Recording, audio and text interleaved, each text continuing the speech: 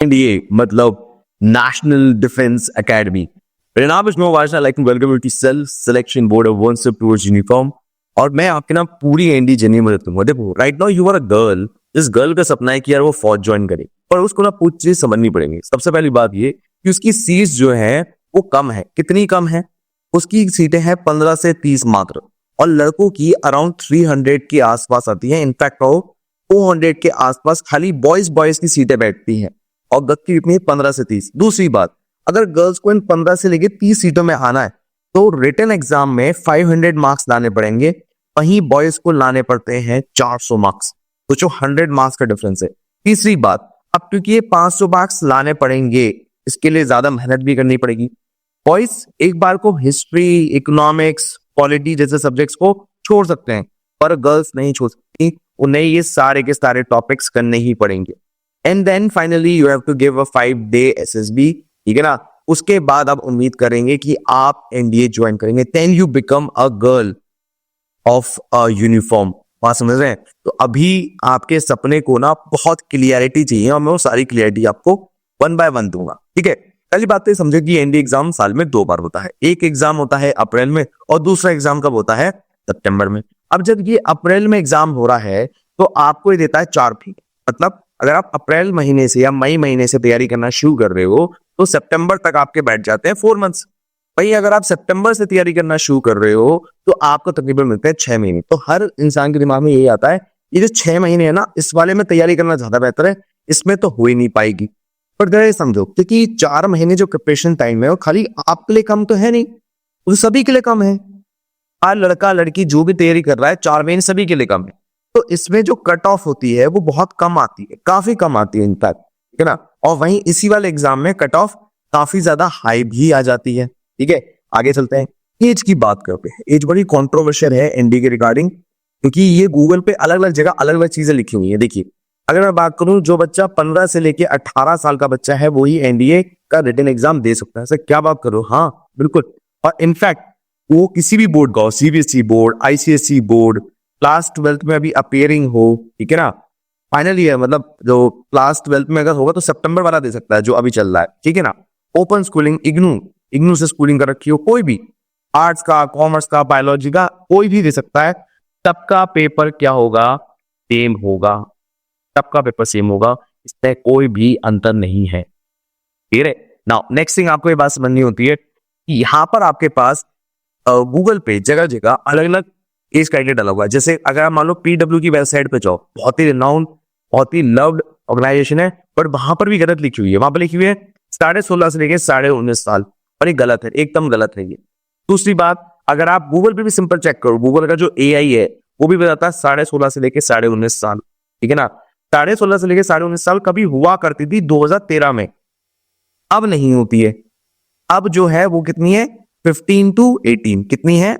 15 to 18। Now एक बात और समझे आप, जब आप इस प्रिपरेशन में लग गए हैं, ठीक है ना, तो यहां पर जब आप गूगल की नोटिफिकेशन चेक करेंगे, जो आपको कैसे मिलेगी? ऐसे आप डालेंगे एनडीए 125 नोटिफिकेशन, और वहां पर जब आप जाओगे तो आपको असली एज मिलेगी कि भैया एक्चुअल एज क्या है। और जो वहां पर एज लिखी होती है ना, वो ऐसे लिखी होती 15 to 18, वहां पर ऐसी लिखी होगी not born earlier than 2 July 2006 and not later than 1 July 2009।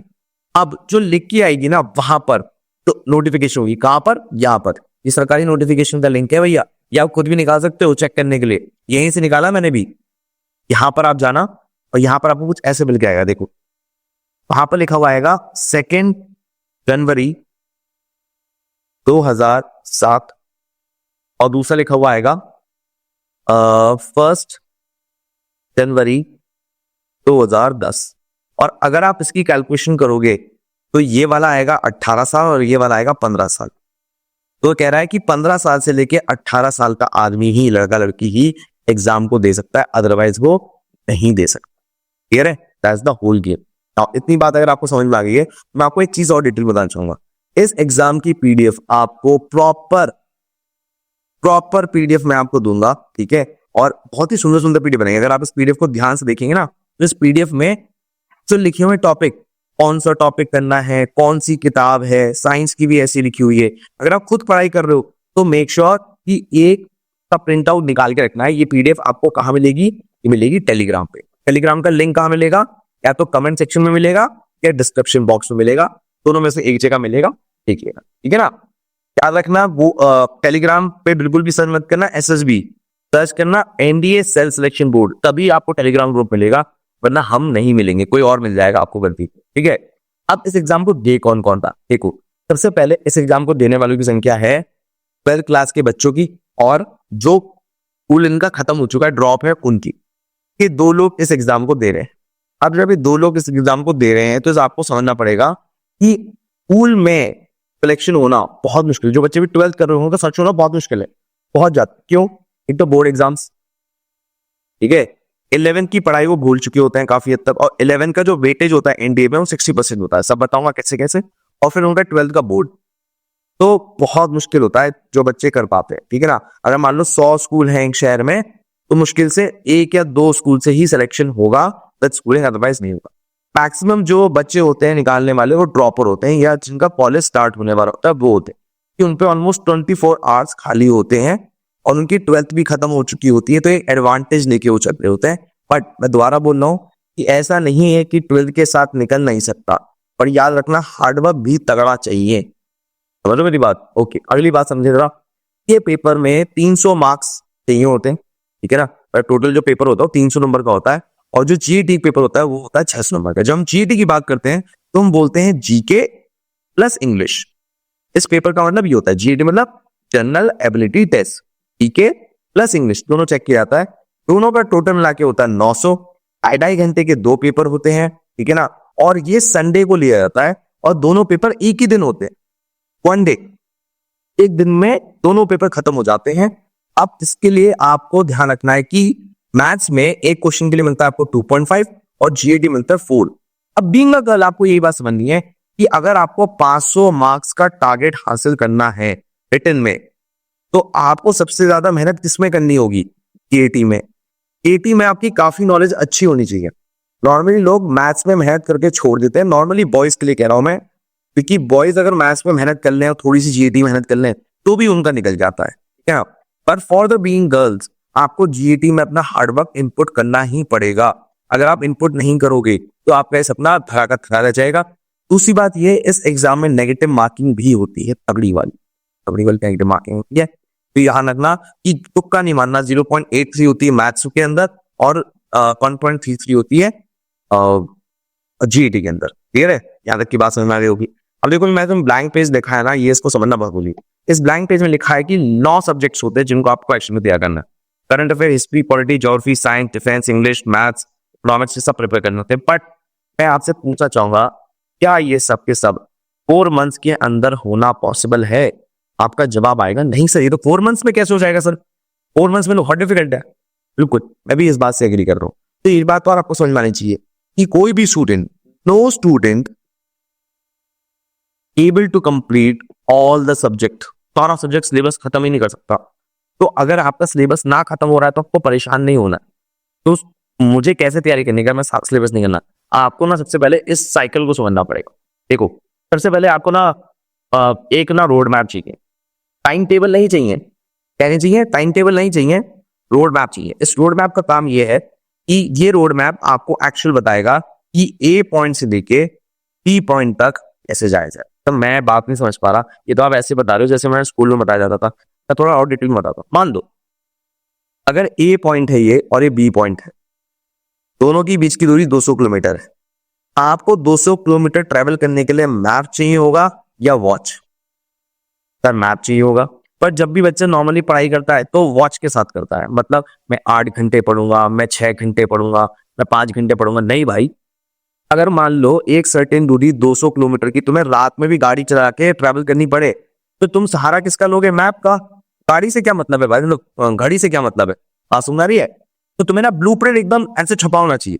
इसमें मैं तुम्हें बता पा रहा हूँ ना, अगर तुमसे कभी मिल जाओगे 1 to 1 पर्सनल, तो मैं तुम्हें ऐसे बता दूंगा आंख बंद करके, ये करना, ये करना, ये करना, इतना पढ़ना, इतना पढ़ना, इतना पढ़ना, ऐसे। तो ये जो पूरा रोड मैप बता रहा हूँ, ये रोड मैप आपके दिमाग में छपा होना चाहिए। अगर आपके दिमाग में छपा है तो आपको ये नहीं सोचना कितना पढ़ना है, क्या पढ़ना है, कितना समय लगेगा, ये सब आपके दिमाग में नहीं आएगा। कौन सी बुक्स लेनी है, कौन सी नहीं, ये सब छपा होना चाहिए दिमाग में।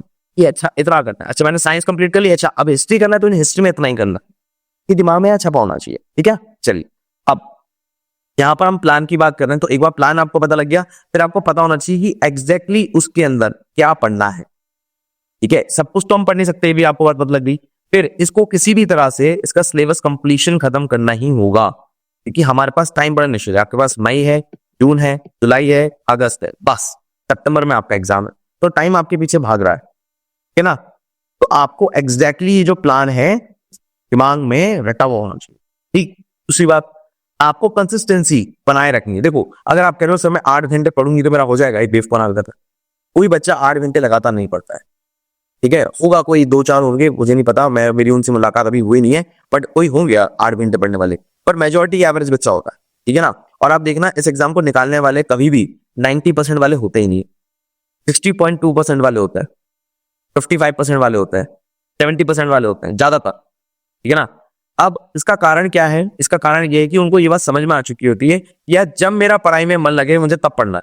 समझो मेरी बात, अगर मेरे को मान लो थकान हुई, सो जाओ, सो के उठ रहे हैं पढ़ने, तुरंत पढ़ने बैठ जाओ, ये रहे, सुबह उठ के पढ़ो, टॉयलेट में पढ़ो, कहीं भी पढ़ो, पर पढ़ो। आपका एम इतना होना चाहिए कि जो मेरा सिलेबस है वो कंप्लीट हो जाए, चाहे हम 8 घंटे पढ़ के हो रहा हूं, 9 घंटे, 10 घंटे, 11 घंटे, 12 घंटे, 13 घंटे, 24 घंटे, जैसे भी है वो सिलेबस कंप्लीट होने से मतलब है। 8 घंटे की पढ़ाई का कहीं नियम लिखा नहीं है, समझो मेरी बात। आपको ऐसे नहीं सोचना है कभी भी कि मैंने 8 घंटे पढ़ाई कर ली, नहीं, आपको सोचना है कि नहीं मुझे अपना कोर्स कंप्लीट करना है, उस कोर्स कंप्लीट करने के लिए मुझे जितना भी पढ़ना पड़े मैं पढ़ूंगा या पढ़ूंगी, ठीक है ना। दूसरी बात, यहां पर एक बात आती है इंपॉर्टेंट टॉपिक। अब आप सारा सिलेबस नहीं कंप्लीट कर सकते, तो आपको सबसे पहले खत्म करना है वो टॉपिक जिनके मार्क्स का वेटेज हाईएस्ट है, वो खत्म करना है, कि 4 महीने में आप सबसे ज्यादा वही खत्म कर सकते हो। दूसरी बात, डिफाइन द डेडलाइन। आपको वो सलमान खान बनना ही पड़ेगा, एक बार मैंने कमिटमेंट कर दी उसके बाद तो मैं अपने आप की भी नहीं सुनता। अगर आप डेडलाइन वाले आदमी नहीं हैं तो आप ये समझ जाओ कि आप अपनी जिंदगी में बहुत कुछ खो दोगे। डेडलाइन से काम करना पड़ता है, डेडलाइन बहुत जरूरी होती है। Second, check and balance. देखिए जैसे मैं आपको अपने केस में बताता हूँ कि मैं बच्चों को ऑनलाइन पढ़ाता हूँ। अब मेरे से बच्चा जब ऑनलाइन पढ़ता है तो मुझसे वो वीडियो कॉल पे रोज मिलता है, लाइव क्लास में नहीं कह रहा मैं, वीडियो कॉल पे, लाइव वीडियो कॉल पे। जैसे अभी आप मुझे देख पा रहे हो, मैं आपको ये देख पा रहा हूँ, और वीडियो कॉल में मैं और आप दोनों प्राइवेट ट्यूशन की तरह एक दूसरे को देख पाते हैं, और उसमें मैं बच्चे से बात करता हूँ, अच्छा इतनी पढ़ाई बोली थी आज हुआ कि नहीं हुआ, इतना टारगेट बोला था हुआ कि नहीं हुआ, इतना काम बोला था हुआ कि नहीं हुआ। ऐसे मैं बच्चे से पर्सनली बात कर पाता हूँ। तो ऐसे ही आपके पास या तो कोई ब्रदर होना चाहिए, या तो कोई सिस्टर होना चाहिए, या तो पेरेंट्स होने चाहिए, कोई एक हो तो आपकी तकलीफ समझे। जैसे फॉर एग्जाम्पल बच्चे का टाइम लेस कहाँ होता है? यूट्यूब पे होता है, ठीक है, मूवीज देखने में होता है, ठीक है ना, इंस्टाग्राम चलाने में होता है। तो पेरेंट्स डांटने की बजाय या दोस्त डांटने की बजाय, बहन डांटने की बजाय समझाए, अच्छा सुन मैं तेरी मदद करता हूँ, मैं तुझे टारगेट देता हूँ, इतने टारगेट इतने टाइम में खत्म कर, ठीक है ना। आप ही समझो यार, बहुत कम बच्चे होते होंगे जो निहायती पढ़ाकू हैं, बहुत कम बच्चे, पर पढ़ाकू बच्चों का एनडीए से कोई मतलब ही नहीं है। ये तो बस सिलेबस कंप्लीशन से मतलब है, जिसका सिलेबस कंप्लीट हो गया वो जीत गया, जिसने रिवीजन कर लिया वो जीत गया, जिसने मॉक टेस्ट दे दी वो जीत गया, ठीक है। इसके बाद तुरंत एक ही नियम आ जाता है जो आपको ध्यान रखना है, तो आप बचपन से लेके आज तक इग्नोर करते आ रहे हो, वो ये है read once revise thrice, read once revise thrice, read once revise thrice. ये बात आपके दिमाग में जहन में उतर जानी चाहिए। फिर आखिरी का महीना तो आपका अगस्त वाला महीना है, कम से कम 5 मॉक टेस्ट देने ही देने, मिनिमम 5, और उनको पास करना ही करना है। अगर आप उसमें पास हो गए तो ये 200% गारंटी है कि आपका एग्जाम निकले ही निकलेगा, और पार्टी तय है। समझो मेरी बात, पार्टी तय है, आप इसको इस बात को गांठ बांध दो। तो आई एम श्योर कि आप जब तैयारी करोगे पूरी जान लगा के करोगे। मैंने आपको पूरा रोड मैप मोटा मोटा समझा दिया है, ये पूरी प्लानिंग है जो एग्जैक्टली हम बात कर रहे थे। बात करते ना कि पूरा प्लान ब्लूप्रिंट चाहिए होता है, ये वो ब्लूप्रिंट है, आपको ध्यान रखना है। अब प्रॉपर प्लानिंग पे चलते हैं, इन डेप्थ प्लानिंग पे चलते हैं। देखिए सबसे पहले आपको जो रोज सब्जेक्ट पढ़ने हैं वो है maths, English, science, geography, correct, क्या आपको रोज पढ़ने, तब आके पढ़ने रोज, तब रोज पढ़ोगे इसे तो उतना आपके चांसेस है निकलने के। सर बट यही सब्जेक्ट क्यों? देखो मैं भी आपको समझाऊंगा, 2 मिनट रुक जाओगे, पर ये सब्जेक्ट आपको रोज पढ़ने। उसके बाद आपकी सेकंड प्रायोरिटी आनी चाहिए कि मैं हिस्ट्री, पॉलिटी, इकोनॉमिक्स पे ठीक है ना। अब ऐसा क्यों कहा मैंने? देखो कल ये समझ लो तुम्हारा कॉम्पिटिशन है कितने लोगों से। देखो एक्चुअल में बॉयज और गर्ल्स दोनों मिलाकर जो इस फॉर्म को भरते हैं वो है 5 मार्क। 2.5 लाख लोग प्रेजेंट होते हैं, प्रेजेंट में से 1.5 लाख लोगों की तैयारी होती है। मैं भी पागल हूं, मैंने इतने बढ़िया एनिमेशन लगा रखे हैं तब भी मैं लिख के बता रहा हूं, देख रहा हूं। 5 लोग फॉर्म भरते हैं, 2.5 लाख लोग एग्जाम में प्रेजेंट होते हैं, उसके बाद 1.5 लाख लोग एग्जाम की प्रिपरेशन करते हैं, और 75,000 एक्चुअल प्रिपरेशन करके बैठे होते हैं। अब ये जो एक्चुअल प्रिपरेशन में बंदे हैं, ये कौन है? बॉयज एंड गर्ल्स दोनों। क्या कह रहा हूं? बॉयज एंड गर्ल्स दोनों। इसमें से मात्र लड़कियों की संख्या 15,000 होती है, मात्र 15,000। सोचो कितना कम है। और फाइनली सिलेक्शन 10,000 से लेके 8,000 के बीच में होता है। सर इसमें कोई रिजर्वेशन होता है? नहीं, कोई रिजर्वेशन नहीं। अगर मान लो बॉयज ने ज्यादा क्लियर किया तो बॉयज का ज्यादा क्लियर हो गया, गर्ल्स का ज्यादा क्लियर है तो गर्ल्स का ज्यादा क्लियर। आपकी जो सीटें रिजर्व होती है वो इन 457 में होती है। इसमें आपकी सीटें 15 से लेके 30 आपकी यहां पर रिजर्व होती है। क्लियर है? इस बात को आपको ध्यान रखना है। ठीक है, चलो। रिटन में आपका सिलेक्शन जब हो रहा होता है, ध्यान सुनो, रिटन में जब आपका सिलेक्शन हो रहा होता है तो ध्यान रखना कि ये यहां से आने पे आप इतना खुश मत हो जाना कि यार मेरे को तो उखाड़ देना, नहीं उखाड़ा नहीं बेटा, तुम्हारी लड़ाई कोई तगड़ी है।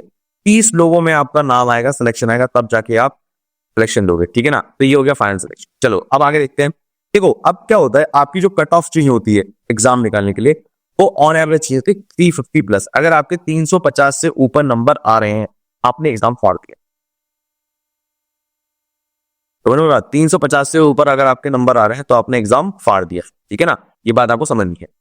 अब एक बात और समझिए, 350 आते ही आपको ना खुश नहीं हो जाना, अरे मेरे 350 आ गए, मजे मजे आ गए, ये निकाल दिया। नहीं, 350 में आपने कुछ नहीं उखाड़ा। मैं आपको बताता हूं क्या हुआ। फॉर एग्जाम्पल, मान लो आपके 350 मार्क्स आए,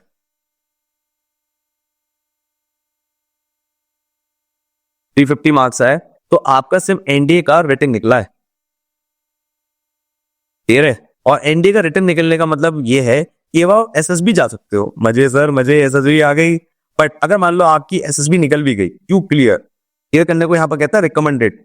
अगर आप रिकमेंड भी हो गए तो आप एनडीए ज्वाइन नहीं करोगे। आप एनडीए ज्वाइन नहीं करोगे। क्यों? क्योंकि रिटन में आपको चाहिए थे 500 नंबर, 350 नहीं चाहिए थे। कितने चाहिए थे? 500 मार्क्स। अगर ये 500 नंबर आए होते तो आप ज्वाइन करते। सर क्या क्या बातें करते रहते हो, आप डराते क्यों रहते हो? देखो यार, ये तुम्हारे लिए आने वाली बात नहीं, बॉयज के लिए भी है। बॉयज देखो, रिटन की कट ऑफ 350 पे आती है, ये बात सही है, बट 400 मार्क्स चाहिए ही चाहिए। ठीक है, 400 चाहिए ही चाहिए। गर्ल्स को 500 चाहिए ही चाहिए, कोई और तरीका है ही नहीं। समझा देता हूं, सुनो मेरी बात। ऐसा होता है, मेरिट लिस्ट जो होती है, फाइनल लिस्ट। मेरिट लिस्ट मतलब फाइनल लिस्ट, वो जो बनती है वो रिटन के मार्क्स पे और एसएसबी के मार्क्स पे बनती है। रिटन का मार्क्स होते हैं 536, जैसे ऑल इंडिया रैंक 1 बता रहा हूँ, ऑल इंडिया रैंक कितना है? 536, और एससी मार्क्स है 511। टोटल मिला के जो नंबर आए उस पर ये टॉप पर। बट यहीं पर अगर आप रैंक 2 देखो तो रैंक 2 के मार्क्स कम है। एसएसबी में जस्ट बॉर्डर लाइन से पास हुआ है। अब बॉर्डर लाइन पास मार्क्स होते कितने हैं? 360। इसके 360 आते हैं, वो बॉर्डर लाइन पे पास हुआ होता है। ये एग्जांपल है ऑल इंडिया रैंक 10 का। अगर इसका एक नंबर और कट जाता है एसएसबी में तो ये घर बैठा होता। क्लियर है? जबकि इसके मार्क्स देखो कितने अच्छे हैं, 592। देखो, जो ऑल इंडिया रैंक 1 है उसके रिटर्न के मार्क्स है 536, और जो ऑल इंडिया रैंक 10 है उसके रिटर्न के मार्क्स है 592। समझ लो, एसएसबी के मार्क्स ने उसे ड्रॉप कर दिया। क्लियर है? तो आपको ध्यान समझना होगा कि जो सेफ स्कोर होता है, सेफ बीइंग अ गर्ल, वो है 500। कितना है? 500। ठीक है ना? और मैं आपको एक और चीज बताता हूं, अगर आप ऑल इंडिया रैंक 2 देखोगे विनीत को, तो विनीत में इतनी अदलती, इतना बढ़िया पढ़ा हुआ आदमी ना 600 नंबर तक गया, 600 है। पूछ लो। तो बेटा ये मुश्किल नहीं है, सही टेक्निक पता होनी चाहिए तो आप निकाल सकते हो। मैं सिखाऊंगा, तब बताऊंगा मैं। ठीक है ना? भैया पूरी काइज होते, पूरी बाइज होते भैया। पहला प्लान है, हमें ऐसा प्लान बनाना है कि भैया हम अपनी मंजिल तक पहुंच सके। देखो मैं क्या कहना चाहता हूँ, आर्मी कैसे काम करती है आपको समझना पड़ेगा। देखो आर्मी काम करती है इस बात पे कि भैया plan A, plan B, plan C बनाओ, और तीनों प्लान का ये काम होना चाहिए। अगर प्लान ए फेल होता है तो प्लान बी आ जाना चाहिए, और अगर प्लान बी फेल होता है तो प्लान सी होना चाहिए। पर जो हमारा गोल है, हमारा जो एम है, वो हर हाल में अचीव होना चाहिए, और इसी फॉर्मेट में हम भी काम करेंगे। यही हमारा मतलब मकसद है। ठीक है ना? मकसद मत भूलना अपना, मकसद भूलना इंपॉर्टेंट, मतलब मकसद नहीं भूलना चाहिए। ठीक है ना? एक्चुअली चाह रहा था वो जो अलकायदा वाले कहते हैं ना, ऐसे मकसद मत भूलना, मैं वैसा कुछ करना चाहता, बट कॉमिक तक लिखा। चलिए कोई बात नहीं। तो इस पूरे प्लान की, plan A, plan B, plan C की पीडीएफ मैंने टेलीग्राम ग्रुप पे डाल दी है। ये ना टेलीग्राम ग्रुप आपका कहां पर है? डिस्क्रिप्शन बॉक्स में, कमेंट बॉक्स में। अगर प्लान समझते, प्लान ए में हम 3 पिलर्स को कवर करेंगे जो कि बहुत ही इंपॉर्टेंट पिलर है। वो पिलर का नाम है मैथ्स, साइंस एंड इंग्लिश। ऐसा क्यों? क्योंकि मैथ्स का वेटेज है 300 नंबर। मैथ्स का वेटेज कितना भैया? 300 नंबर। ठीक है ना? एक साइंस का 220, इंग्लिश का 200, ठीक है। अगर आप इसको कवर कर लेते हो तो आपने बहुत बड़ी जंग जीत लेते हो। क्यों मैं कह रहा हूं, जरा सोच के देखो।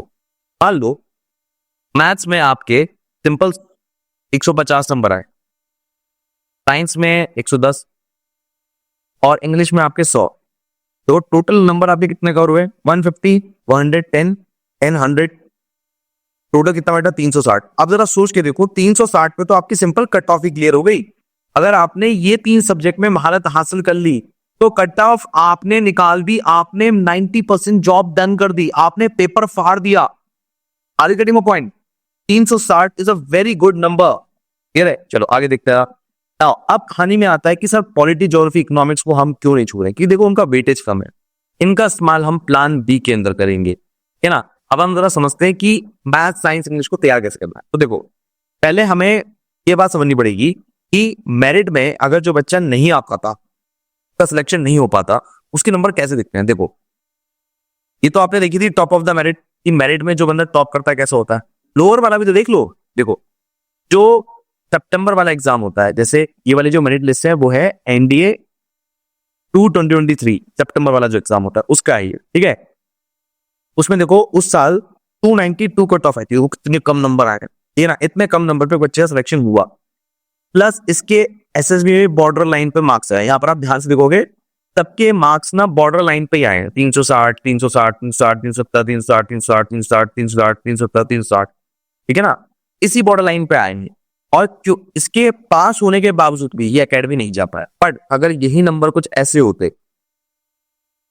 फॉर एग्जाम्पल एक गर्ल होती, गर्ल के नंबर आए होते रिटन में 500 और 360 आए होते एसएसबी में, टोटल बैठा 860, गारंटीड ये लड़का या लड़की, कह रो लड़की, फौज में ज्वाइन कर ही रहा।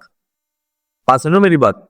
देखो, एक बात तो बताना चाहूंगा, जो टॉप ऑफ द मेरिट होती है ना, जो टॉप ऑफ द मेरिट होती है उसको आप ये मान के चलो कि यार ये थोड़े से जो लोग होते हैं इनके पास वेरिएशन जो होता है, अगर आप देखोगे इनकी रैंक में वेरिएशन, आप एसएसबी की वजह से देखोगे यहां पर इतना बड़ा डिफरेंस नहीं है, और यहां पर देखो पूरे करीबन 200 मार्क्स का डिफरेंस है ना।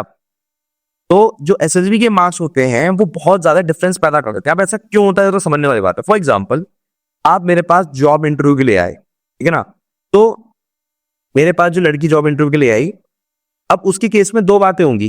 पहली बात ये होगी कि मुझे ये लड़की बिल्कुल अच्छी लगी, तो कमाल की लड़की है, तो मैंने कहा इसे क्लियर पास, और जब भी मैं क्लियर पास बोलूंगा तो मैं दूंगा उसे 400 नंबर, ठीक है, या 400 प्लस। अगर मुझे लगी बॉर्डर लाइन ठीक ठीक है तो मैं दूंगा 360, और अगर मुझे लगी बेकार है तो मैं उसे दूंगा 330, 320 ऐसे नंबर। पर आप कभी नहीं देखोगे कि एसएसबी के नंबर 360 से नीचे जा रहे हैं, क्योंकि वो 360 वालों के से नीचे वालों को लेते ही नहीं है। 330, 320 वाला बच्चा हो गया फेल। क्या हो गया? फेल। तो आपको पूरी मेहनत करके किसी भी तरह ये समझना है कि 360 और 400 तक ही आना है, ठीक है ना, तभी आप मेरिट लिस्ट में अपना नाम देख पाओगे। और 99% समझो, 99%, ठीक है ना, 99% बच्चों को 360 नंबर ही मिलते हैं। बहुत कम बच्चे होते हैं जो 400 नंबर लेते हैं, और जो 400 नंबर लेते हैं वो नॉर्मली मेरिट में टॉप मेरिट में होते हैं, दे आर एक्सट्रीमली गुड। तो यकीन मानो आपके पास सिर्फ एकमात्र तरीका अपने आप को मेरिट लिस्ट में लाने का सिर्फ और सिर्फ रिटन के मार्क्स है। बात ध्यान सुनो मेरी बात, क्योंकि एसएसबी के नंबर तो क्या रहेंगे, लगभग सबके सेम रहेंगे, ठीक है ना, लगभग सबके सेम रहेंगे, 19-20 का अंतर होगा। तो आप पूरा जो फोकस कर सकते हो रिटन पे, और रिटन में आपका टारगेट होना चाहिए 500। गलती से भी ये फोकस ये मत करना मैं एसएसबी में ले आऊंगी, बहुत टफ है यार, बहुत टफ है। तुम अभी सोचोगे नहीं नहीं मैं ले आऊंगी सर, पता नहीं क्या बातें कर रहे हैं, टफ टफ टफ कहे जा रहे हैं, ये तो बता नहीं रहे कि करना कैसे है, ये बोल रहे हैं। देखो, SSB is a different game ball. Personality कभी 1 महीने में नहीं बनती, 2 महीने में नहीं बनती, ठीक है ना, 3 महीने में नहीं बनती, 4 महीने में नहीं बनती, वो बनती है सालों में, 4 साल, 5 साल। इतना टाइम नहीं है आपके पास। आपका तो एग्जाम ही 4 महीने बाद है, और उसके 3 महीने बाद एसएसबी है। आप पे तो इतना टाइम ही नहीं है मेरे बच्चे। आई होप मेरी बात समझ में आ रही होगी, ठीक है ना। आपके पास तो सिर्फ और सिर्फ मेरे लाल 4 मंथ का समय है, बस 4 महीने में क्या ही परसेंटेज डेवलप हो जाएगी। इसलिए मैं कह रहा हूं प्लीज अपनी पूरी ताकत रिटर्न में झोंक दो। रिटर्न में नंबर उठाना बहुत आसान काम है, बहुत आसान। यकीन मानो, मेरी खुद की बहन जब हुई थी ना, तो मैं खुशी से पागल हो गया था, ठीक है ना। और उसके जो मार्क्स थे एसएसबी के अंदर मात्र 375 थे, और वो मेरिट इन हो गई थी क्योंकि उसके रिटर्न में कितने नंबर थे, 500। प्लीज प्लीज प्लीज प्लीज पूरी जान फेंको, ठीक है ना। चलो अब आगे समझते हैं। तो आई थिंक बॉयज और गर्ल्स का कंसेप्ट आपको कट ऑफ का समझ में आ गया होगा, ठीक है ना। अब मैं आपको एक चीज बताना चाहूंगा, हो सकता है आपने ये वाली वीडियो देखी ना हो, बड़ी अच्छी वीडियो है, इसमें एक बहुत बड़ी बात बताई है। पहली बात तो ये जो मैं आपको बोल चुका हूं कि आपको टाइम टेबल पे फोकस नहीं करना कि मैं 8 घंटे पढ़ाई करूंगी, 9 घंटे ना। ब्लूप्रिंट, आपको ब्लूप्रिंट समझ में आ गया कि पढ़ाई मतलब मुझे तैयारी करना क्या है, क्या करनी है, क्या मुझे काम करना है, तो उस पर फोकस करो। टाइम टेबल की जरूरत नहीं है ना। सिंपल उस ब्लूप्रिंट को फिनिश खत्म करने की कोशिश करो, अपने सिलेबस को खत्म करने की कोशिश करो। अगर आपको एक बार ब्लूप्रिंट समझ में आ गया एग्जाम का क्यों है कैसा। दूसरा, ऐसा गलती से नहीं करना, एक दिन पढ़ रहे हो 2 दिन नहीं पढ़ रहे हो, है ना। Try to maintain the consistency. You are our gem for the Indian Army. आप इंडियन आर्मी के वो हीरे हो जिसको ढूंढ रहा है, पर अगर आप ही मेहनत करने को तैयार नहीं है तो उसको कौन क्या ही कर लेगा। दूसरी बात, never compare yourself with others. अगर आप कंपेयर करने लग गए तो लंका लग जाएगी। आप ऐसे हमेशा बच्चों से ढूंढोगे, ऐसे बच्चों को जो ना कम समय में बहुत ज्यादा पढ़ लेते हैं, है ना, या कम पढ़ते हैं और ज्यादा अच्छे नंबर आ जाते हैं, ठीक है ना। वो वाली थ्योरी सिर्फ सीबीएसई बोर्ड के मार्क्स तक ही अप्लाई होती है।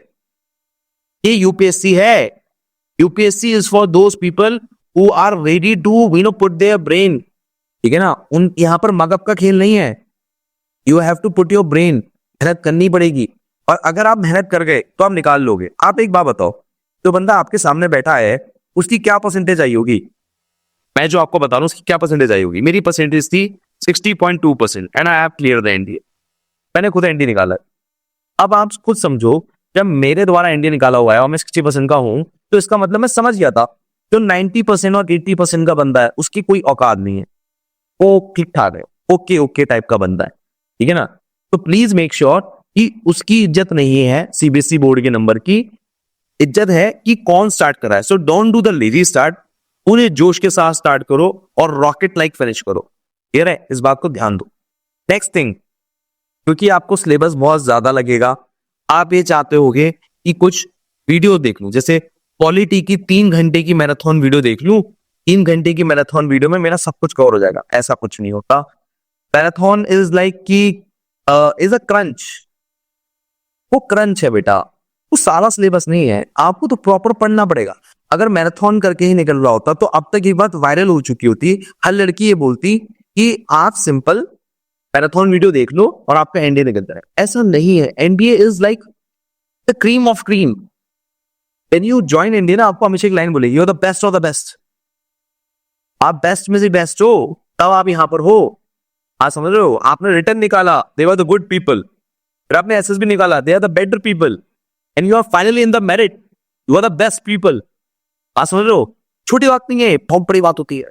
अभी तुमको समझ में आएगा, धीरे धीरे समझ में आएगा तुमको, ठीक है। तो प्लीज अगर हो सके वीडियो आप देखना जरूर, मैंने इसका लिंक डिस्क्रिप्शन बॉक्स में डाल दिया। बाकी उसे मेरी गुजारिश यही है कि काम शुरू करो, ठीक है ना। दूसरी बात, आप जरा हमारी पास समझो, देखो अब आप नंबर उठाओगे कहां कहां से, भाई हमें तो 500 नंबर लेकर आना है। 500 नंबर लाने के लिए हमें इंग्लिश में हमेशा ध्यान रखना है 160 से कम होना ही नहीं चाहिए इसको, 160। ठीक है, 50 क्वेश्चन इंग्लिश में आते हैं, है ना। 40 क्वेश्चन करेक्ट करने ही करने, 40 क्वेश्चन करेक्ट करने ही करने, है ना, तभी आपकी बात बनेगी। दूसरी बात, साइंस। साइंस में आपके अराउंड आपका कितने होते हैं, 50 प्लस क्वेश्चन होते हैं, 52 होते हैं आई थिंक मुझे याद है, 52 या 54 कुछ ऐसे होते हैं, ठीक है ना। 50 क्वेश्चन कर लेते हैं, ठीक है। तो 50 क्वेश्चंस में आपको टोटल जो लेकर आने हैं 180 मार्क्स लेकर आने हैं। जब आप 180 मार्क्स लेकर आओगे तब आपका काम बनेगा, ठीक है, ये बात, ठीक है, बहुत ध्यान रखना। मतलब करीबन 25 के आसपास क्वेश्चन सही होने चाहिए, तभी आपके 180 मार्क्स बैठेंगे। लास्ट है आपका करंट अफेयर। करंट अफेयर ना बेटा वक्त के साथ ना धीरे धीरे बढ़ता जा रहा है, बढ़ता जा रहा है, बढ़ता जा रहा है। करंट अफेयर एक मात्र सब्जेक्ट है। इस सब्जेक्ट के अंदर आपको ना एडिशनली कोई कंसेप्ट नहीं चाहिए, आपको ऐसी कोई नहीं बैक हैंड नॉलेज चाहिए होनी चाहिए। 7th 8th 9th 10th में पढ़ाई नहीं करी तो हो नहीं सकता। Current affair is very simple, it's just a current affair कि आजकल चल क्या रहा है, तो उसमें आप आराम से 40 में से 30 नंबर ले आओगे, और मैं बताऊंगा कैसे लाने हैं। और अगर आप इन सभी नंबर्स का टोटल आप करके बैठो तो आपका बैठेगा 370 मार्क्स। एंड 370 यहां से आ गए। फिर आपको ना, मैं आपको हिस्ट्री करने को नहीं बोल रहा, मैं आपको इकोनॉमिक्स करने को नहीं बोल रहा, मैं बोल रहा हूँ खाली ज्योग्राफी और पॉलिटिक्स हो, वहां से 50-50 और नंबर ले आओ, 400 मार्क्स आप जीएटी से अकेले उठा लोगे, अकेले जीएटी से। ये आपका सही मैथड होना चाहिए। अब कई लोग कहते हैं सर मेरा हिस्ट्री पढ़ने का ज्यादा मन करता है, मेरा तो ये पढ़ने का ज्यादा मन करता है। मुझे आप सीधे बताइए, if you are going on war, तब आप ये कहोगे सर मेरा तो ना तीर कमान चलाने का बड़ा मन करता है,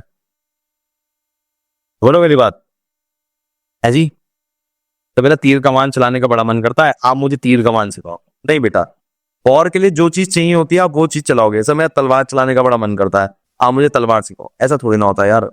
अगर वॉर में इन चीजों की पहली होते हैं, आप पहले इन्हें कवर करो, ठीक है ना। मैं आपसे ऐसा नहीं हिस्ट्री कराऊंगा ही हिस्ट्री कराऊंगा, क्योंकि मुझे भी पता है कोई बच्चा ना एकदम टू द पॉइंट काम नहीं करता है, वो अपना दिमाग खोपड़ी लगाएगा जरूर। तो मैं जानता हूं कि आप ऐसा करोगे, तो मैं आपकी मदद करूंगा, ठीक है। सेकेंडली आपको एक बात समझनी है कि मैथ्स में आपके 3 नंबर हैं जो आप स्कोर कर सकते हैं। पहला है, अगर आपकी मैथ्स ठीक ठाक है, कोशिश कीजिए आप 100 नंबर लेकर आए। दूसरा है, अगर आपकी मैथ्स ओके ओके है, आर्ट साइड के हो, कॉमर्स के हो, target 85। But if your maths is good, target 150 plus. 150 marks अगर आप लिया है, आपने एग्जाम फोड़ दिया, आपने एग्जाम मतलब फोड़ दिया, आप भवानी हो। फिर तो आपको कोई रोक नहीं सकता। और मैं बीइंग अ गर्ल, अगर आप पीसीएम के स्टूडेंट हो, पूरी जान लगाओ, मैथ्स में लगाओ। और अगर मैथ्स करने का आपका शेड्यूल बनना है तो शेड्यूल ऐसे बनाओ, 2 घंटे उठ के आफ्टर वेकअप एंड 2 घंटे ब्रेक लेके अराउंड 10 AM, 2-2 घंटे का टाइम लगा के स्लॉट करो। मैथ्स में बहुत ज्यादा टाइम बताओ आप, जितना आप टाइम मैथ्स के साथ बिताओगे उतने ज्यादा चांसेस एग्जाम निकलने के। अगेन, हमारा हर वक्त पढ़ने का मूड नहीं करता है, 99% बच्चों का नहीं करता है। जैसे ही आपका मूड फ्रेश हो गया तुरंत पढ़ने बैठ जाओ, फिर मूड फ्रेश हो गया तुरंत पढ़ने बैठ जाओ, थोड़ा सा मूड फ्रेश हो गया फिर पढ़ने बैठ जाओ। अगर आपकी सिटिंग ही 15-20 मिनट की है, कोई बात नहीं बेटा, मूड फ्रेश होते तुरंत पढ़ने बैठ जाओ, ठीक है ना। छोटी छोटी जगह टाइम वेस्ट नहीं करना। मैं सच बता रहा हूँ, मैं तो बिल्कुल भी टॉपर नहीं हूँ। मैंने तो 90% अपने जीवन में देखे, जीवन में, हो सकता है आपने देखे हो, मैं तो देखी ही नहीं। मैं ईमानदारी से बता रहा हूँ, मेरे जैसे ही पढ़ने का मन करता था बैठ जाता था। अब मैंने पढ़ने का मन भी इसलिए करता था कि 12th में मेरी 60% आई थी, बड़ी कम परसेंटेज है भाई, जिंदगी में कुछ तो करना पड़ेगा ना, कुछ बड़ा करने के लिए। तो एनडीए में परसेंटेज का कोई बैरियर नहीं था, और मैंने फिर ऐसे कैसे भाई, मतलब तू कहाँ कहाँ से, मैं करके दिखाऊंगा यार। तो यार आ जानी चाहिए, जो मैं आ गई थी कि भाई मुझे कुछ करना है, तो मैंने ठान लिया। और मुझे पता था, जैसे मैंने बताया 8 घंटे नहीं पढ़ सकते, तो जैसे ही पढ़ने का मन करता तुरंत पढ़ने बैठ जाता, सोचता नहीं था मैं। चलो अब आते हैं तैयारी पे। अब देखो एक एक सब्जेक्ट लेते हैं। पहले हम तैयारी की शुरुआत करते हैं साइंस से। साइंस में देखो बेटा, आपको फिजिक्स ना क्लास 11 की रिवाइज करनी है। 9-10 की रिवाइज करने में टाइम वेस्ट मत करना, 11th में ही 9-10 रिवाइज हो जाएगी। फिर केमिस्ट्री 9-10 की करनी है, बायोलॉजी 9-10 की करनी है, बस एक 11th क्लास की बायोलॉजी। चाहे आप पीसीएम के स्टूडेंट हो तब भी बोल रहा हूं मैं, क्लास 11 की बायोलॉजी से एक चैप्टर करना है आपको, जिसका नाम है बायोमॉलिक्यूल। क्या नाम है बेटा? बायोमॉलिक्यूल। हर बच्चे को करना है, आर्ट, कॉमर्स, बायो, साइंस सबको करना है। एक एक नंबर की लड़ाई है, 500 नंबर तक की लड़ाई आप ऐसे नहीं जीत सकते, है ना। आप ध्यान रखो। और यूपीएससी का ना कोई सेट सिलेबस नहीं होता। अगर आप यूपीएससी वेबसाइट पे चले जाओ तो आपको कोई एक पर्टिकुलर सिलेबस नहीं मिलेगा कि यहां से ये है। ये तो मैं ढूंढ ढूंढ के निकाला, तो मैं हर एक नंबर की लड़ाई करनी है। दूसरी बात, फिजिक्स में देखो सबसे पहले important topic motion, electricity, sound, work energy power, gravitation, optics, eye, ये सारे आपने खत्म करने हैं from class 11th book. Class 11 की बुक से आपको खत्म करने हैं, ठीक है ना। प्लीज गलती से भी यूट्यूब पे पढ़ी मैराथन क्लासेस पे डिपेंडेंट मत हो जाना, एग्जाम निकलेगा ही नहीं। कई लोग ये सोचते हैं अरे वही तो पढ़ा रहे हैं, सेम ही तो पढ़ा रहे हैं। Marathon short, not entire syllabus, short. Short नहीं करना है, तमीज में करना है ना। चलिए केमिस्ट्री की बात करें तो केमिस्ट्री में आप ऑर्गेनिक केमिस्ट्री, इनऑर्गेनिक केमिस्ट्री छोड़ सकते हो, इससे मुश्किल से 1 या 2 क्वेश्चन आता है। आप फिजिकल केमिस्ट्री पे पूरा फोकस करो और वो क्लास 9th और 10th तक की एनसीईआरटी में हो जाएगा। लास्ट बात करते हैं बायो। बायो में cell, tissue, hereditary evolution, disease, vitamin और सिस्टम, ये आपको खत्म करने ही करना है। सिस्टम मतलब सांस लेना, दिल का धड़कना, दिमाग का चलना, अगना, ये पूरा उसमें कवर होता है। क्लियर है? बायोलॉजी का अगर आप ध्यान से देखोगे, आप मेरी 3 साल पुरानी वीडियो भी देखोगे ना, 3 years ओल्ड, तो उसमें मैंने सिलेबस में कोई चेंज नहीं करा है। आज भी यही पूछा जाता है ना। Please make sure of it. Now total अगर मैं साइंस का सिलेबस बात करूं तो उसमें 38 चैप्टर्स हैं। कितने? 38 चैप्टर्स। और ये जो 38 चैप्टर्स हैं, ये 30 के 38 चैप्टर्स आप नहीं कर पाओगे। मैंने आपको फिजिक्स में से 5, केमिस्ट्री में से भी 5, बायोलॉजी में से भी 5 ऐसे करके दे दिए हैं आपको जो इंपॉर्टेंट है। अगर आप पे टाइम बचता है, दोबारा बोल रहा हूं, अगर आप पे टाइम बचता है और आप 23 से सिलेबस कवर कर पा रहे हैं, तो मेरी आपसे दिली गुजारिश है कि आप ये 38 के 38 कर लें। क्यों मैं बोलता हूं? मैंने आपको बोला था मैथ्स, साइंस और इंग्लिश, है ना? साइंस में कुछ रटने का नहीं होता। अगर आप सिलेबस कवर कर गए, अगर आप सिलेबस कवर कर गए, तो आप ये समझो 200 नंबर भी ले आओगे आप साइंस में। मैं मजाक नहीं कर रहा। 220 में 200, और जितने नंबर ज्यादा उतना अच्छा। गर्ल्स के लिए सबसे ज्यादा नंबर कहां से उठेंगे? जीएटी। एक क्वेश्चन कितने नंबर का है? 4 मार्क्स। और मैथ्स में क्वेश्चन कहां से है? एक क्वेश्चन 2.5। तो भाई सारे के सारे नंबर हमारे जो उठेंगे, वो सारे के सारे जीएटी के सब्जेक्ट्स उठेंगे। तो जीएटी में अगर आप और मेहनत कर सकते हो तो और मेहनत करो, खूब दबा के करो, ठीक है ना? पूरी साइंस कवर कर लो और बढ़िया, रटना नहीं पड़ेगा। साइंस में रटने का कुछ होता ही नहीं, आपको भी पता है। थोड़ा थोड़ा थोड़ा होता है, कर लेना थोड़ा थोड़ा। अब देखो, मैं बायो में एक चैप्टर बोल रहा था, बायोमोलिक्यूल आजकल बहुत आने लगा है, ठीक है ना? कि प्रोटीन की कमी से क्या हो जाता है, कार्बोहाइड्रेट की कमी से कौन सी बीमारी होती है, इसलिए मैंने बोला था करना बहुत जरूरी, ठीक है? चलिए, अब आते हैं न्यूमेरिकल फॉर्म साइंस। देखो, motion, electricity, work energy, power, gravitation, optics, ये सारे आपको करने हैं। इनके न्यूमेरिकल आपको करने हैं। और अगर आप इनके न्यूमेरिकल करना चाहते हो तो एनसीईआरटी बेस्ट बुक है, और दूसरी बुक का नाम है एनडीए पीवाईक्यू। यहां से ही आपको करने हैं, इससे बाहर आपका आएगा ही नहीं। ये नेक्स्ट थिंग जरा समझते हैं इंग्लिश के बारे में। देखो, इंग्लिश का लेवल ना काफी ज्यादा बढ़ चुका है। इंग्लिश का अगर लेवल हमने ढंग से नहीं करा ना, तो वहीं लंका लग जाएगी। और इंग्लिश ही एक तरीका है जहां से आप आराम से अपना गेम बदल सकते हो। अगर आपको याद हो, मैंने आपको बोला था फाइनल स्ट्रेटेजी में प्लान ए के अंदर कि बेटा मैथ्स में 100 नंबर ले लाने की कोशिश करना। तुम्हें हैंडराइटिंग इतनी गंदी, तुम्हें देखने का मन भी नहीं करता होगा, तो तमीज लिखता है ना, इज्जत। मेरा माँ बाप डॉक्टर है ना, तो मेरी हालत ऐसी हो गई है। मैथ्स में 100 मार्क्स, इंग्लिश में 180 बोले थे शायद, मैंने 160 बोले थे, 160। और इसमें बोले थे साइंस में 180 बोले थे। अगर आप इन तीनों का टोटल करोगे ना, तो आपको मिलेगा 440 मार्क्स, 440 नंबर। पूछो 90% job is done over here, है ना? 90% job has been done over here. सिर्फ 60 मार्क्स की आप दूरी पे बच गए हो to get into the merit. 60 number और रो धो के लिया है आप पार। तो प्लीज मैथ्स, इंग्लिश, साइंस में जान लगा कर मेहनत करना। मैं इंग्लिश के बारे में बात करता हूँ। देखो, इंग्लिश में ना जो यूपी बोर्ड का बच्चा होता है या यूपी बोर्ड की लड़की होती है, उसका लेवल होता है ये वाला, यहां तक यूपी बोर्ड वाला होता है। फिर जो सीबीएसई बोर्ड वाला होता है बेटा, वो यहां पर खड़ा होता है। अगर बहुत अच्छी भी अंग्रेजी होगी, वो यहां पर खड़ा हो। वो आपसे मांग रहे हैं इस लेवल तक की, यहां C1 C2। अब सर ये C1 C2 क्या है? देखो एक्चुअली क्या है, जो कैम्ब्रिज यूनिवर्सिटी है ने अंग्रेजी का लेवल डिफाइन कर रखा है। उसने कहा है जो सबसे अच्छी अंग्रेजी थी, जिसे हम कहते हैं प्रोफिशिएंट, क्या कहते हैं? प्रोफिशिएंट, वो अंग्रेजी आपकी C1 C2 में होती है। अब देखो, अगर आप थोड़ा सा गूगल पे सर्च करोगे और इंग्लिश का सिलेबस निकालोगे, तो सरकारी कागजों में अंग्रेजी का सिलेबस दिखा है कि हमने क्वेश्चन पेपर अंग्रेजी का इस तरह से डिजाइन किया है कि जो कैंडिडेट की अंडरस्टैंडिंग हो अंग्रेजी की, वो काफी अच्छी हो जाए। शब्दों का इस्तेमाल उसे आ जाना चाहिए, workman like use of words हो जाना चाहिए, ठीक है ना? और उसके सिलेबस में हम उससे पूछेंगे ग्रामर। कौन सी ग्रामर? वो नहीं बताई। उसका इस्तेमाल, वोकैबुलरी, सिनोनिम, एंटोनिम, स्पेलिंग्स, है ना, और इडियम फ्रेजेस, ये सब पूछेंगे। कॉम्प्रीहेंशन पूछेंगे, कोहेशन पूछेंगे। कोहेशन मतलब rearrangement of words, rearrangement of sentences, वो पूछेंगे। और ये एक्सटेंडेड है, इसमें कुछ आगे भी बढ़ाया जा सकता है। इससे हम कैंडिडेट की प्रोफिशिएंसी चेक करेंगे। और प्रोफिशिएंसी लेवल कौन सा है? C1 C2। अगर आप कैम्ब्रिज यूनिवर्सिटी की थोड़ा गूगल पे सर्च करेंगे, तो प्रोफिशिएंसी वर्ड का इस्तेमाल ही C2 भाषा के लिए करते हैं। जो C2 इनका लेवल है, उसके लिए करते हैं। तो आपको इसी के लिए तैयार होना है। अगर आप अंग्रेजी बोल भी लेते हो, तो मैं तो इंग्लिश बोल लेता हूं, मेरी तो बहुत अच्छी है, ऐसा नहीं है। C2 लेवल अंग्रेजी इज डिफरेंट। मैं समझाता हूँ C2 लेवल अंग्रेजी होती क्या है। देखो, पहले मैं जरा ये देखो, आप अंग्रेजी में बोलते हो he had a very happy holiday, हमारे बड़े अच्छे हॉलीडे गए। कहाँ पे गए? एक नाइस लिटिल विलेज में, छोटे से गांव में, जो कि सराउंडेड था ब्यूटीफुल माउंटेन, सुंदर सुंदर माउंटेन से। पर C1 C2 लैंग्वेज क्या कहती है? We had a blissful happy holiday. इसने वेरी की जगह चेंज कर दिया ब्लिसफुल। ठीक है, in a picturesque little village, nice की जगह कर दिया पिक्चर्स क्यू क्या मतलब होता है? नाइस। पर भाई इसने वर्डिंग ही बदल दी। अब जब एक ही सेंटेंस में दो शब्द ऐसे आ जाते हैं जिनका मतलब ही आपको ना पता हो, तो आपकी लंगा लगनी तय हो जाती है। ठीक है, फिर ब्यूटीफुल की जगह कर दिया स्पेक्टिकुलर माउंटेन्स और लंका लग। जरा मैं आपको और झटका देता हूं।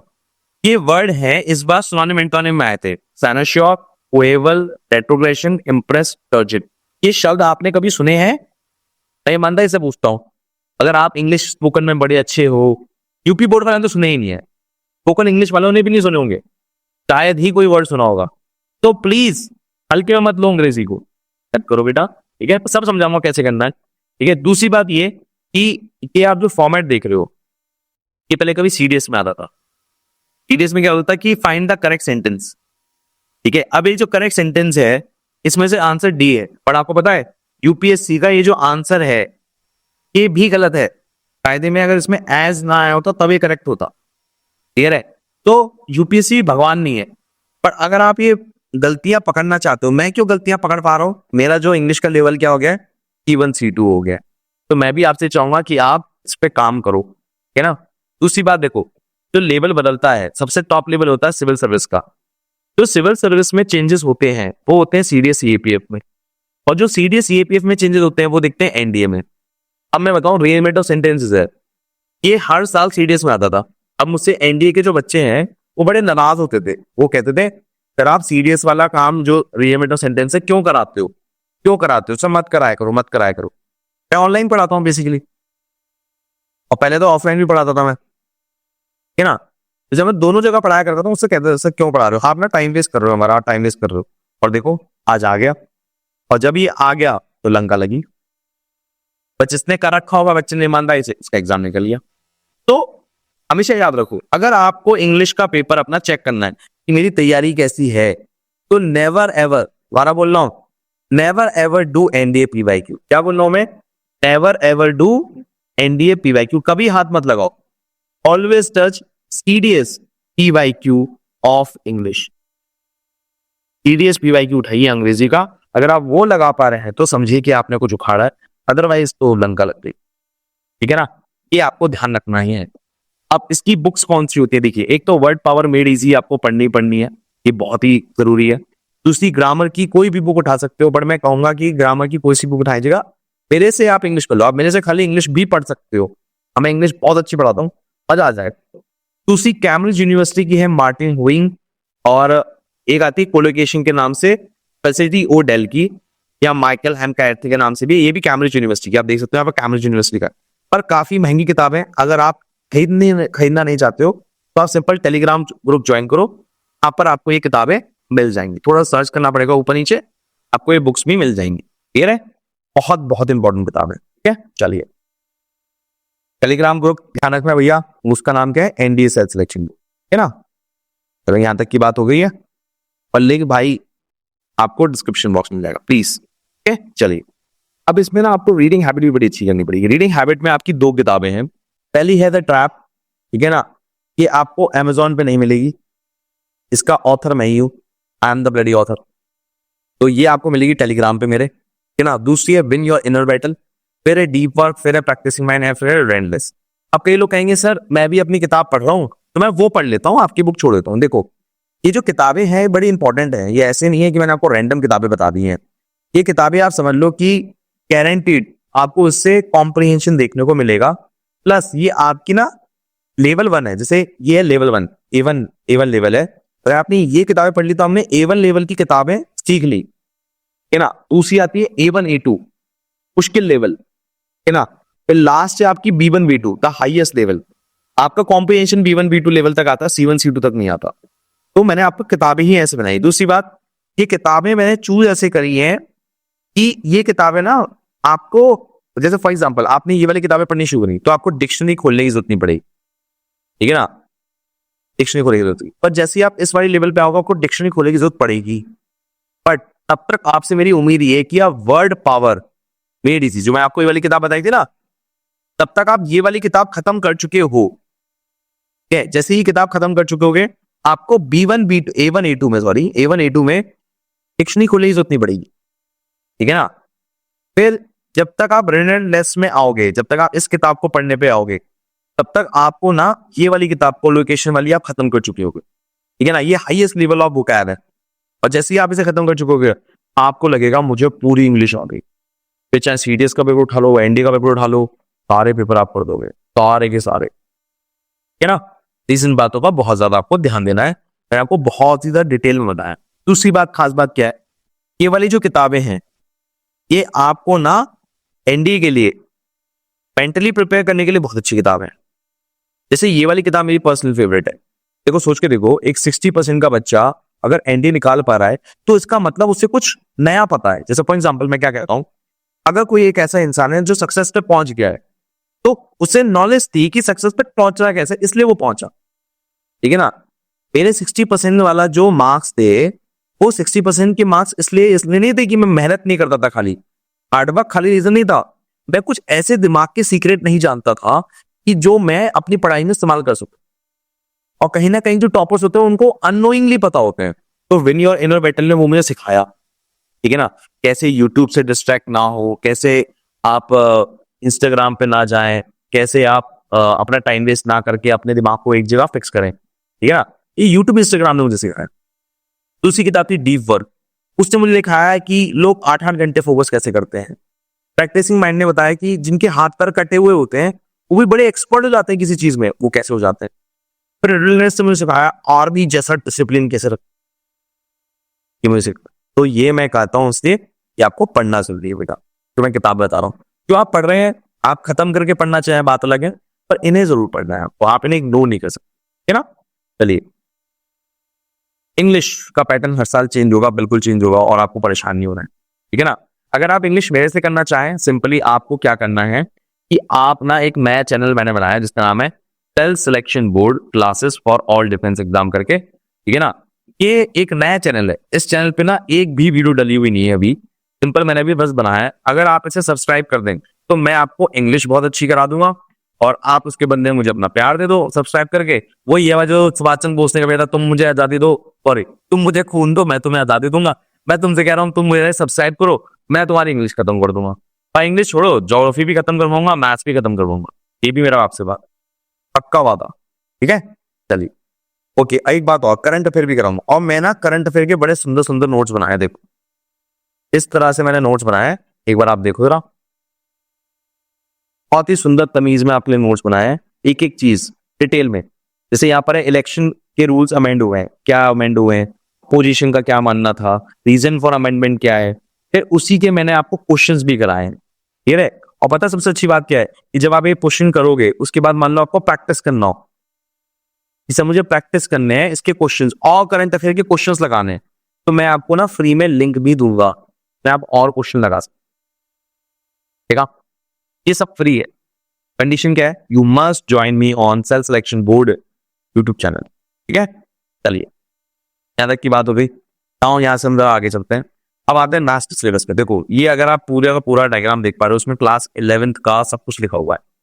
अब इस क्लास 11th में आपको करना क्या क्या है, ये करना है आपको सेट्स करना है, रिलेशन फंक्शन करना है, ट्रिग्नोमेट्री करना है क्लास 11 से, सीक्वेंस सीरीज करना है, कॉम्प्लेक्स नंबर करना है। कुछ लोग कहेंगे परम्यूटेशन कॉम्बिनेशन भी करना चाहिए, कर लो, बट मैं नहीं कहूंगा क्योंकि ना इसमें 100% आंसर आने की गारंटी नहीं होती है, बहुत वास्ट है। सेम वे प्रोबेबिलिटी भी मैं नहीं कहूंगा 100% आंसर आने की गारंटी नहीं होती है, पर मैं आपको लिमिट्स डायरेक्टिव जरूर कहूंगा, स्टैटिस्टिक जरूर कहूंगा, है ना। और ये वाला जो पोर्शन है ज्योमेट्री का, अगर आपको ज्योमेट्री समझ में आती है तो जरूर करना। फिर आपसे वादा है कि अगर आप इतना कर गए 11th का तो आपने बहुत कुछ कर लिया, सब कुछ करने की जरूरत नहीं है। नाउ आते हैं 12th पे।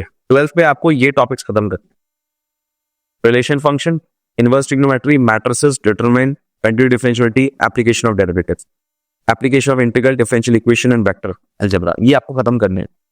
सर ये जो आप बता रहे हो आपने ना इंटीग्रेशन छोड़ दिया, हाँ मैंने इंटीग्रेशन जानबूझ के छोड़ दिया, देखो बेटा इसका एक कारण है। मैं आपसे चाहता हूं कि आप इंटीग्रेशन स्किप कर दो। अगर आप इंटीग्रेशन क्लास 12th में कर चुके हो ना, उसके बाद भी ऐसा हो सकता है कि आपको 1 महीना ऐसे लेके 3 महीने का समय लग जाए पूरा का पूरा इंटीग्रेशन खत्म करने के लिए। It's not practically possible. अगर आपकी 12th में इंटीग्रेशन बहुत अच्छी रही है, आप रिवाइज कर सकते हो तो आप कर लो। अदरवाइज जो क्लास 12th में अभी है वो तो इंटीग्रेशन कर ही नहीं पाए। मैं होता ना तो सबसे पहले मैं स्टैटिस्टिक्स करता, क्या ना करता जरूर, स्टैटिस्टिक्स छोड़ता नहीं, ट्रिग्नोमेट्री करता, गिनती के क्वेश्चन आएंगे फॉर्म ऑफ एग्जाम, अलजेब्रा जरूर करता, और कैलकुलस के अंदर कैलकुलस छोड़ता नहीं है पूरा, इंटीग्रेशन छोड़ता मैं, खाली application of derivative, limits, differentiation तो मैं करता ही करता। और ये वाला पार्ट कहां गया, ये एप्लीकेशन ऑफ इंटीग्रल जरूर करता। 2 एक्सरसाइज है एनसीईआरटी की, जरूर करता मैं। पर इंटीग्रेशन अरे बाप रे, फोन चूक जाता मेरा भाई, करते करते करते करते खत्म नहीं होता बेटा, इसलिए बोल रहा हूँ मैं, है ना। आके देखो, इच्छा है आपको, कई लोग बोलेंगे इंटीग्रेशन करो इंटीग्रेशन करो इंटीग्रेशन करो, I am not in the favour, ठीक है ना, मैं नहीं, खत्म नहीं होगा। और आपको भी अगर आपने इंटीग्रेशन पकड़ लिया तो आपको महसूस होगा खत्म नहीं हो रहा, ये टंका लग गई, तो इसलिए मैं कहूँ। तो प्लान ए आई थिंक आपको क्लियर हो गया। प्लान बी पे जंप करते हैं। प्लान बी सिंपल ये कहता है that you have to work on geography polity, you have to work on geography and polity and how you will work, मैं आपको समझाता हूं। ज्योग्राफी में टोटल 28 टॉपिक हैं, ज्यादा कुछ नहीं है, बहुत छोटे छोटे टॉपिक हैं। अगर आप यूट्यूब पे भी सर्च करेंगे काफी सारे मिल जाएंगे, बट मैं आपको यूट्यूब की सलाह नहीं दूंगा, ठीक है ना। यूट्यूब की जगह आप क्लास 11 की एनसीईआरटी का पार्ट 1 पार्ट 2 उठाना, और जो जो टॉपिक दिए हैं वो लाइन से खत्म करना शुरू कर देना। अगर आपने लाइन से खत्म करना शुरू कर दिया, आपका ऑलमोस्ट सब खत्म हो जाएगा, कोई दिक्कत नहीं है। अगर आपको लग रहा हो तो ज्योग्राफी खाली मैं आपको अलग से भी पढ़ा दूंगा, I will teach you the geography, ठीक है। सेकेंड थिंग, अगर आप ध्यान से देखोगे जो मैं आपको टॉपिक बता रहा हूँ एक्जैक्टली क्वेश्चन आने को, क्वेश्चन नंबर 80 का ये जो क्वेश्चन है ये आया है लोकल विंड से, चेक करो जरा, देखो लोकल विंड चाहिए एग्जाम, ये देखो, फिर देखो ये है ओशन करंट, क्या कहते हैं ओशन करंट, टैंगलूर current is the ocean current chapter, topic number 9, topic number 9। ये देखो 24, ये है किस बारे में, ये है लैंड फॉर्म्स के बारे में, 24 पे लैंड फॉर्म हो। अगला देखो, अगला क्या है, ये passes, 21 topic, 21 topic, that's it man. और ये मैं खाली 1 साल का पेपर नहीं दिखा रहा हूं, ये खाली मैं आपको दिखा रहा हूं एनडीए 124, सॉरी एनडीए 125 ना, उसने पिछले साल के पेपर के भी क्वेश्चन डाले हुए मैंने, ये आप चेक कर लो, आपको मिलेंगे जरूर, ठीक करने हैं मेरे लाल, ये ना करे काम नहीं बनेगा, ठीक है। चलो अब आ जाते हैं हम करंट अफेयर टॉपिक्स पे। देखिए करंट अफेयर के टॉपिक्स में सब नहीं करता। पहली बात तो करंट अफेयर आपको कहीं और से करनी नहीं है, XYZ चैनल से करनी नहीं है, जो मैं आपको कर रहा हूँ बहुत सुंदर वे में करा रहा हूँ, आपका मन डोल जाएगा कि सर इतने अच्छे नोट्स क्यों बनाया आपने हमारे लिए, पैसे ले लो, थोड़े पैसे तो ले लो, थोड़े से ले लो। तो मैं लालची आदमी नहीं हूँ, वैसे मैं हूँ, थोड़ा सा हूँ, हर कोई होता है यार, इतना लालची पैसा किसको नहीं चाहिए, है ना। पर ये मैंने आपको फ्री में दी है ना, बिल्कुल फ्री में दी है। मैं आपका दिल जीतना चाहता हूँ, दिल जीत लूंगा तो फिर सारा काम हो ही जाएगा, ठीक है ना। अब ये हो गया प्लान बी। अब आता है प्लान सी पे। तो प्लान बी के अंदर आप पुश करेंगे मैथ्स आप 100% करें, इंग्लिश भी करें, जीटी में साइंस ज्योग्राफी करें, करंट अफेयर तमीज। अब प्लान सी ये कहता है कि आप पॉलिटी पे फोकस करें। पॉलिटी में कहता है कि आप ये टॉपिक्स खत्म करें, इसमें एक टॉपिक और लिखना रह गया, वो है पार्ट्स। ये टॉपिक आप खत्म करें। कोई भी टीचर मुझे लगता दुनिया का इस बात पे मेरी बात से डिसएग्री करेगा, वो कहेगा सर क्या बात बताइए सर, ये तो मतलब बड़े इंपॉर्टेंट है। यस, बड़े बहुत इंपॉर्टेंट है।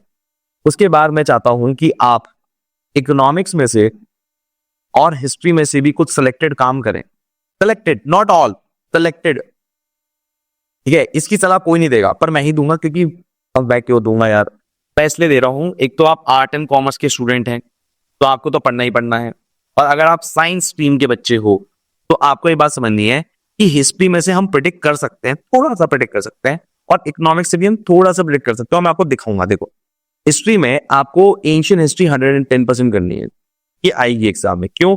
सीडीएस के पेपर में इस बार एंशिएंट हिस्ट्री आएगी, इसका मतलब नेक्स्ट पेपर में अब तुम्हारे एंशिएंट हिस्ट्री है, पहली बात, ठीक है ना। उसका नाम देखो मैं यहाँ पर लिखा हुआ है बुक्स RS शर्मा और नितिन सिंघानिया की हैंडरिटन नोट्स, ये आपको करने ही करने हैं। किसी का बाप नहीं है जो आपको मतलब टोक दे कि ये मत करो, और देखो मैंने एग्जैक्टली लिख दिया है कहां से कितना करना। Next thing, medieval history only for those who are from art and commerce, they have to do Satish Chandra की किताब आती है, बड़ी अच्छी किताब है, वहां से आपको करना है, otherwise you can leave this part. ठीक है, next thing is modern history. Modern history में जो आप स्पेक्ट्रम की किताब है उसे आप कर सकते हैं आर्ट एंड कॉमर्स के, अगेन जो साइंस स्ट्रीम के हैं वो नहीं करेंगे, तो छोड़ देंगे, ये बेकार है, आपको सिर्फ एशियन हिस्ट्री ही करनी है। इकोनॉमिक्स यू कैन लीव, चाहे आप आर्ट कॉमर्स की हो, किसी भी स्ट्रीम की हो, you have to leave the economics. Only economics में एक टॉपिक करना है, वो है 5 ईयर प्लान। ये इतनी डिटेल में आपको कोई नहीं बताएगा, अब मैं गारंटी कह रहा हूं 5 ईयर का प्लान का क्वेश्चन इस साल भी आया था, पिछले साल भी आया था, उसले पिछले साल भी आया था, हर साल आता है। प्लीज एक एक क्वेश्चन के लिए लड़ो, अपने बाप से पूछना, बताएगा कि कॉम्पिटिटिव एग्जाम में एक एक नंबर की क्या वैल्यू होती है, आधे नंबर की क्या वैल्यू होती है, बहुत वैल्यू होती है बेटा। जितनी डीप है मैंने आपको 500 नंबर तक पहुंचने की जर्नी बताई है ना, पूरे यूट्यूब छान मारो, कहीं नहीं बताई। ठीक है, अच्छा अगर आप आने वाले टाइम में सोच रहे हो कि मुझे ना शुभम सर से पढ़ना, जिस बंदे को मैं देख रहा हूं उससे पढ़ना, तो आप मुझसे पढ़ सकते हो, ठीक है ना। अब मैं PW LWS अर्पित चौधरी सर से, इन सबसे अलग कैसे हूं, ठीक है। मेरे केस में एक आप 1-to-1 मेरे से बात कर सकते हो, जैसे अभी तो खाली वीडियो कॉल, मतलब वीडियो चल रही है, उससे 1-to-1 बात कर सकते हो आप वीडियो कॉल पे, अगर आप एनरोल स्टूडेंट हो। फिर उसके बाद मेरी जो बात होगी आपसे वीकली हुआ करेगी, हर वेडनेसडे को मैं आपसे बात करा करूंगा।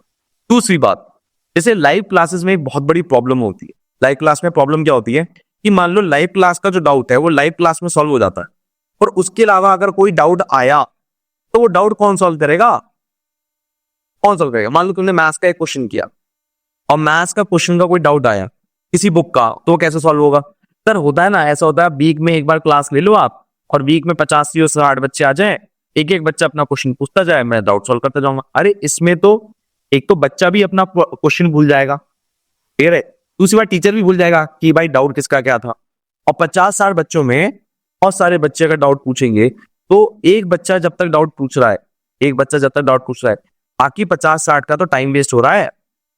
तो हमने इसका भी सॉल्व कर लिया। हमने क्या करा, रोज शाम को 6 PM to 9 PM you can ask us the doubt live, like a private tuition. Private tuition में क्या होता है, एक बच्चा होता है, एक बच्चा अपना डाउट पूछ रहा होता है, इस तरह से आप अपना डाउट। आई होप मेरी बात आपको समझ में आ गई होगी, कोई दिक्कत नहीं आ रही होगी, ठीक है ना। इन बातों को ध्यान रखना, क्या ये चीजें हैं। दूसरी बात, अब मान लो आपको लगा नहीं सर मुझे आप खाली इंग्लिश पढ़ा दो, साइंस पढ़ा दो, क्योंकि काफी सारे ऐसे बच्चे होते हैं जो PW या LWS या कहीं किसी XYZ कोचिंग से पढ़ रहे होते हैं और उन्हें लगता है कि हमें समझ नहीं आ, तो आप एक सिंगल सब्जेक्ट भी ले सकते हो, ठीक है ना। सिंगल सब्जेक्ट अभी आपको 999 का दिख रहा होगा, पर ये है 700 का। कितने का ये, 700 रुपीज, ठीक है। माप कहाँ मिलेगा, सेल्फ सिलेक्शन बोर्ड की ऐप पे, जो मैंने पहले दिखाई दिया, ठीक है। अब अगर आपको लग रहा है कि नहीं सर मैंने लिया तो साइंस का है, बट सर आप क्या मेरे मैथ्स के डाउट भी सॉल्व कर सकते हो। साइंस का लिया है आपने, मैथ्स के डाउट आप बिल्कुल ले सकते हैं, कोई नहीं बेटा, डाउट ही तो है, अपना ही तो बच्चा है, बिल्कुल सॉल्व करेंगे, है ना। ये भी ऑप्शन। और अगर आपको लगेगा ना कि आपको मेरे से पर्सनली वीडियो कॉल पे बात करनी है, वो भी हो जाएगा, है ना, ये भी एक ऑप्शन है, ठीक है। तो मोस्ट वेलकम है, कैसे भी आप मुझसे बात कर सकते हो। अगर आपके मम्मी पापा को लग रहा है कि नहीं मेरे मम्मी पापा को आपसे बात करनी है, अभी कोर्स नहीं लिया है, तब वो भी बात कर सकते हो। आप जैसे ही ये ऐप डाउनलोड करोगे, कंसल्टेंसी का एक ऑप्शन आ जाएगा वहां पर ऐप के अंदर, उसमें आप बुक करके मेरे से बात कर सकते हैं। लास्ट थिंग जो आपको ध्यान रखनी है वो ये कि जो iOS के यूजर्स हैं उनको इस नंबर पे डाउनलोड करके ऐप मिल जाएगी, ठीक है ना। इस नंबर पे जाना, यहां पर लिखना iOS WhatsApp पे, और आपको ऐप का लिंक मिल जाएगा, वहां से आप ज्वाइन कर सकते हैं। तो मैंने आपको सब कुछ बता दिया है। अब मेरी मिठाइयों का बस ध्यान रखना, लड़कियां जब सेलेक्ट लेती है ना भैया, हल्ला कर जाता है पूरी ऑर्गेनाइजेशन में, समझ लो डिफेंस की जितनी भी है, PW और लड़की, क्यों, क्योंकि भैया 15 लड़कियां, हर ऑर्गेनाइजेशन सेलेक्ट नहीं होंगी। तो मैं खुद चाहता हूँ तुम मुझे मिठाई खिलाओ, मैं सेल्फी वीडियो डालूं, ठीक है ना, इंस्टाग्राम पे डालूं, या देखो मेरी बच्ची का हुआ है, मेरी स्टूडेंट का हुआ है। तो इंतजार कर रहा हूँ उस मिठाई का कि जो तुम खिलाओगे, और मेरा वादा है जो मैंने तुम्हें बताया उससे बाहर क्वेश्चन नहीं आएंगे, ये मेरा हार्डकोर वादा है तुम्हें, ठीक है। थैंक यू, टेक केयर, मिलते हैं आपसे अगली वीडियो में। जय हिंद। बाकी अपने कोई अगले सवाल हो, जैसे मैं मेडिकल के ऊपर वीडियो बनाएंगे सोच रहा हूँ, तो अगर आप कुछ ऐसे कोई आइडिया है आपके पास तो मोस्ट वेलकम। और हाँ एक और बात, अगर आप मेरे साथ पॉडकास्ट में आना चाहते हो, कि मैं आपके साथ एक पॉडकास्ट करना चाहती हूँ, इसमें मैं आपसे क्वेश्चन पूछूंगी और आप मुझे जवाब देगा, तो वो भी हम कर सकते हैं, ठीक है ना। तो मोस्ट वेलकम, हम आपका इंतजार करते हैं।